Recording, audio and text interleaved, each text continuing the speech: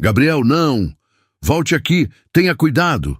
Gritou Roberto Azevedo, correndo desesperado atrás do filho de 5 anos, que, ao soltar sua mão, atravessou a calçada atrás de um gato de rua. O menino, risonho e distraído, não percebeu o carro em alta velocidade que se aproximava pela avenida movimentada. Em questão de segundos, o coração de Roberto gelou ao imaginar a tragédia inevitável. Mas antes que pudesse alcançá-lo, uma mulher largou as sacolas de limpeza que carregava e correu contra o trânsito, ignorando as buzinas e os freios estridentes. Antes de começar, me conta uma coisa. De onde você está assistindo agora e em qual horário do dia? Quero muito saber até onde nossas histórias estão chegando. E já te aviso, não saia desse vídeo. O que você vai ouvir aqui é muito mais do que uma história. É uma lição de vida, cheia de emoção, surpresa e uma revelação que vai te arrepiar até o final. Clara Menezes, faxineira do prédio empresarial da esquina, se lançou no asfalto sem pensar. Com um movimento rápido, puxou Gabriel pelos braços e caiu no chão, protegendo-o com o próprio corpo. O carro desviou por pouco, raspando na lateral de um ônibus e derrapando antes de parar metros adiante. O estrondo assustou a todos na rua. Clara, ofegante, manteve o menino sob seu abraço, seus joelhos ralados e a respiração trêmula, mas aliviada. Quando abriu os olhos, Gabriel a olhou fixamente, segurando o colar simples que balançava em seu pescoço. "Mamãe", disse com voz fraca, como se tivesse encontrado alguém que esperava há muito tempo. Roberto, sem ar, chegou correndo e agarrou o filho. "Meu Deus, Gabriel, você está bem?" O menino, ainda abraçado em Clara, repetia. "Mamãe me salvou. Eu sabia que você vinha." O silêncio que se seguiu deixou todos em volta paralisados. Uma estranha, ensanguentada e humilde, acabara de salvar o herdeiro dos Azevedo, e agora ele a chamava de mãe. Ainda atônito, Roberto agradeceu. "Senhora, eu não sei nem como agradecer." Clara tentou se levantar, mas mancou. "São só arranhões. O importante é que ele está bem." A multidão começava a se formar. Alguns filmavam com celulares, outros chamavam a ambulância. Gabriel não largava Clara de jeito nenhum. "Não vai embora, mamãe, fica comigo." A palavra ecoou forte, deixando Roberto sem reação. Afinal, seu filho perdera a mãe há 3 anos e nunca a chamara assim desde então. Minutos depois, no hospital, Clara teve seus ferimentos limpos enquanto Gabriel permanecia ao lado, segurando sua mão como se fosse alguém da família. "Não precisa gastar comigo, senhor Azevedo", disse ela quando Roberto insistiu em pagar pelo atendimento. Qualquer pessoa faria o mesmo. Mas a médica interrompeu. Nem todo mundo se jogaria na frente de um carro por uma criança que não conhecia. Roberto a observava em silêncio, intrigado com a calma daquela mulher. Enquanto preenchia os papéis do hospital, Roberto perguntou: "Onde você trabalha?" Clara respondeu, meio sem jeito: "Sou faxineira do edifício central há 2 anos. Trabalho todos os dias no turno da tarde." Roberto franziu o senho. Sua empresa ficava naquele prédio no 15º andar. "Estranho nunca ter visto você." Clara sorriu de leve. "Eu limpo de baixo para cima. Geralmente chego no 15º quando já está vazio." Gabriel interrompeu, sorrindo. "Pai, eu já conheço ela. É a tia do pano verde." Roberto ficou confuso. "Como assim, filho?" O menino explicou. "Eu falava com ela no corredor quando a babá dormia. Ela me contava histórias da mamãe no céu." O coração de Roberto se apertou. "Clara, tímida", explicou. "Ele sempre parecia tão sozinho. Eu só conversava para distrair um pouco. Contava que a mãe dele era uma estrela cuidando dele lá em cima." Roberto ficou sem palavras, mas Gabriel apertou mais forte a mão dela. "Eu sabia que a mamãe ia mandar um anjo para mim." Aquela frase ressoou fundo, como se o destino tivesse colocado Clara em suas vidas de forma inevitável. Naquela noite, Roberto não conseguiu dormir. Revivia a cena do acidente e a imagem de Gabriel agarrado em Clara, chamando-a de mãe. Era como se algo invisível os tivesse ligado. Helena Azevedo, sua mãe, ligou cedo ao saber da notícia. Me disseram que uma mulher salvou o Gabriel. Quem é ela? Roberto contou rapidamente. Uma funcionária do prédio, faxineira. O silêncio da outra ponta foi cortante. Uma faxineira? E o menino a chamou de mãe? Isso é perigoso, Roberto. Essas mulheres sabem como se aproveitar. Roberto suspirou, cansado das críticas constantes da mãe. Ela salvou a vida do Gabriel. Pelo menos respeito ela merece. Mas Helena não cedeu. Respeito é uma coisa, deixar essa mulher se aproximar é outra. Gabriel está frágil. Ele pode se apegar a qualquer estranha. Roberto desligou antes de discutir mais. Enquanto isso, Clara chorava sozinha em seu pequeno quarto, lembrando do abraço de Gabriel e do colar que ele segurara. Era o mesmo colar que pertencera à sua irmã, morta num acidente anos atrás. Coincidência ou destino, aquele menino parecia reconhecer nela algo que ninguém mais via. Nos dias seguintes, Gabriel não falava de outra coisa além de Clara. Pedia ao pai que a levasse para casa, chorava quando lembrava do acidente e até recusava a comida, dizendo: só quero se a mamãe Clara fizer. Roberto tentava explicar que ela não era sua mãe, mas o menino insistia. Sentia-se culpado por não conseguir suprir aquele vazio. A cada súplica do filho, a lembrança de Clara se tornava mais forte. Decidido, Roberto procurou Clara no edifício central. Encontrou-a no corredor ajoelhada, limpando o chão com o pano verde. Oi, Clara. Ela se assustou. Senhor Azevedo, está tudo bem com o Gabriel? Roberto hesitou antes de responder. Ele não para de perguntar por você. Eu queria propor algo, que trabalhasse meio período como acompanhante dele no escritório. Ele se sente seguro com você. Clara arregalou os olhos. Eu?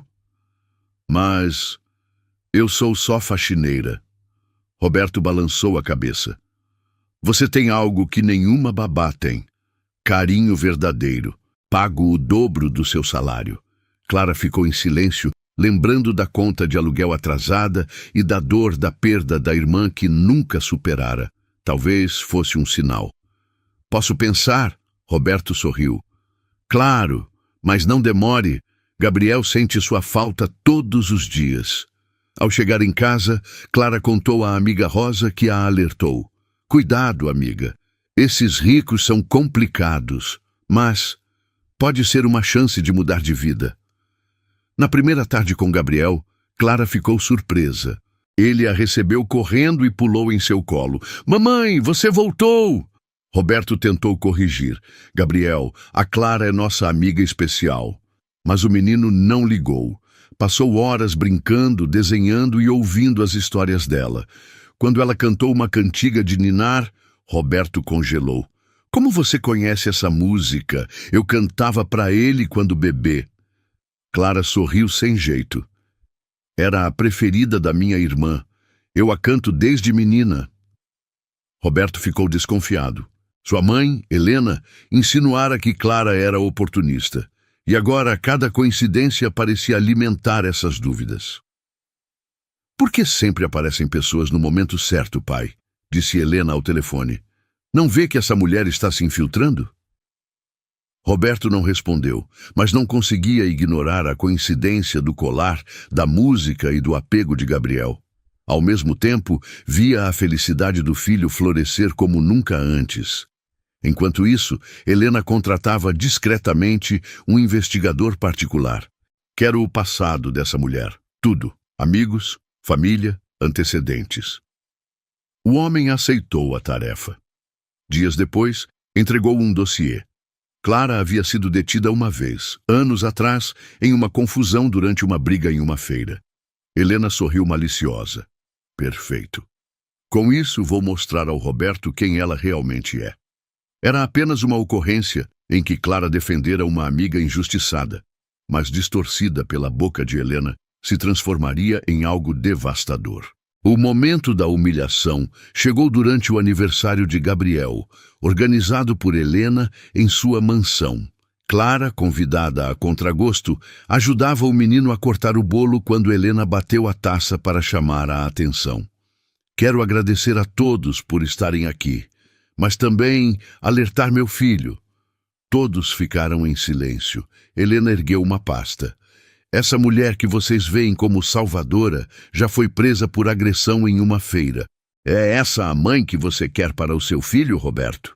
O salão ficou em choque. Clara ficou paralisada, lágrimas escorrendo em silêncio. Isso é mentira, protestou. Helena, triunfante, exibiu uma cópia do boletim de ocorrência. Tá aqui, preto no branco. Roberto pegou o documento confuso. O clima de festa virou constrangimento. Gabriel, sem entender, agarrou Clara chorando. Mamãe não é má, não é!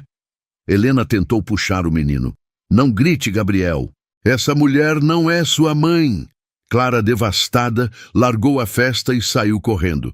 Roberto não teve coragem de defendê-la. Gabriel chorava sem parar, gritando, vocês deixaram minha mamãe ir embora. A cena foi dolorosa. Helena, fria, declarou, um dia você vai me agradecer, Roberto. Eu te livrei de uma oportunista. Mas quando, dias depois, Gabriel parou de comer, brincar e sorrir, Roberto começou a perceber que talvez sua mãe tivesse destruído não só a vida de Clara, mas também o coração do próprio neto. Em menos de uma semana, Gabriel havia perdido peso e foi internado com febre alta e sinais de depressão infantil. Senhor Azevedo, o que seu filho precisa não é apenas de remédio, mas de estabilidade emocional. Ele sente a falta de alguém que considera essencial, explicou o pediatra. Roberto, abalado, percebeu. Esse alguém era Clara. Mas como trazê-la de volta depois da humilhação? No hospital, Helena tentou justificar. Ele esquece rápido, é só uma fase. Mas o médico foi direto. Não, senhora. Se a ausência dessa mulher continuar, as consequências podem ser irreversíveis. Pela primeira vez, Helena viu que suas ações estavam destruindo o neto. Mesmo assim, não admitia em voz alta. Eu só quis proteger minha família. Roberto explodiu. Proteção! Você quase matou meu filho! Determinada a reparar o erro, Roberto foi até a casa de Clara, mas não a encontrou. Descobriu que ela havia deixado o bairro e passado a trabalhar em outro hospital, limpando os corredores da pediatria. Quando a encontrou, Clara estava magra e com olheiras profundas. Ao vê-lo, ela se afastou. Não tenho nada para falar com você. Roberto implorou. Por favor, é sobre o Gabriel. Ele está no hospital definindo. Ele só pede por você. Clara chorou em silêncio, dividida entre a dor da humilhação e o amor que sentia pelo menino. Naquela mesma noite, Clara entrou no quarto do hospital. Gabriel dormia inquieto, murmurando seu nome. Quando abriu os olhos e a viu, sorriu pela primeira vez em dias. Mamãe, você voltou. Ela o abraçou sussurrando. Nunca mais vou te deixar sozinho. O menino pediu comida, algo que não fazia há dias. As enfermeiras ficaram impressionadas. Ele reagiu só de te ver. Roberto observava emocionado. Aproximou-se e disse, Clara, preciso te pedir perdão. Eu devia ter te defendido. Minha mãe distorceu tudo. Descobri que você foi injustiçada naquela briga da feira. Você só defendeu sua amiga. Clara enxugou as lágrimas. E você acreditou nela. Acreditou em todos, menos em mim. Roberto abaixou a cabeça. Eu errei, mas quero consertar. Só me dê uma chance. Clara respirou fundo. Não por você, mas pelo Gabriel, eu fico. Mas nunca mais me peça para aceitar humilhações. Roberto concordou. Nunca mais. Helena, quando viu a cena no hospital, percebeu que perdera de vez a confiança do filho e do neto. Gabriel se agarrou em Clara. Agora você não vai mais embora, né, mamãe? Ela sorriu com lágrimas.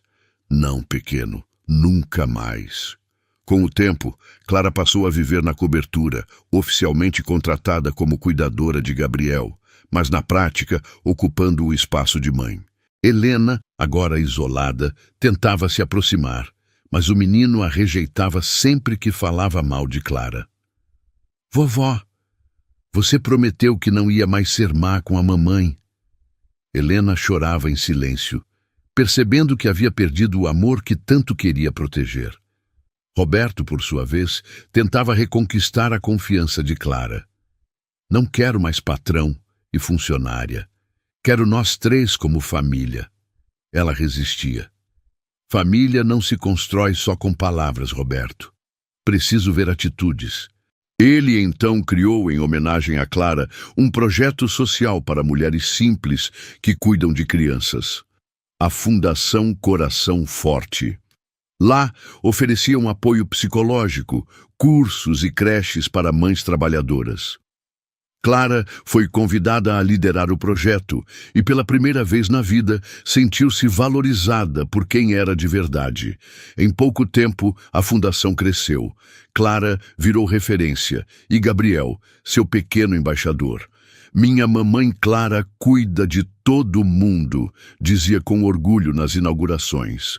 Roberto, ao lado dela, se declarava em gestos e olhares, até que um dia, em um piquenique no parque, Gabriel entregou uma caixinha de veludo. Mamãe, o papai tem algo para você. Roberto se ajoelhou. Clara, você aceita ser minha esposa e mãe oficial do Gabriel? Entre lágrimas ela disse, sim, mas só porque meu coração já era de vocês há muito tempo. O casamento aconteceu em um fim de tarde ensolarado, no jardim da cobertura, decorado com flores brancas e amarelas. Clara caminhava com passos firmes, vestindo um simples vestido de cetim, mas com um sorriso radiante que iluminava o lugar. Gabriel, com apenas 6 anos, levava as alianças em uma pequena almofada, tentando parecer sério, mas não escondia o brilho no olhar.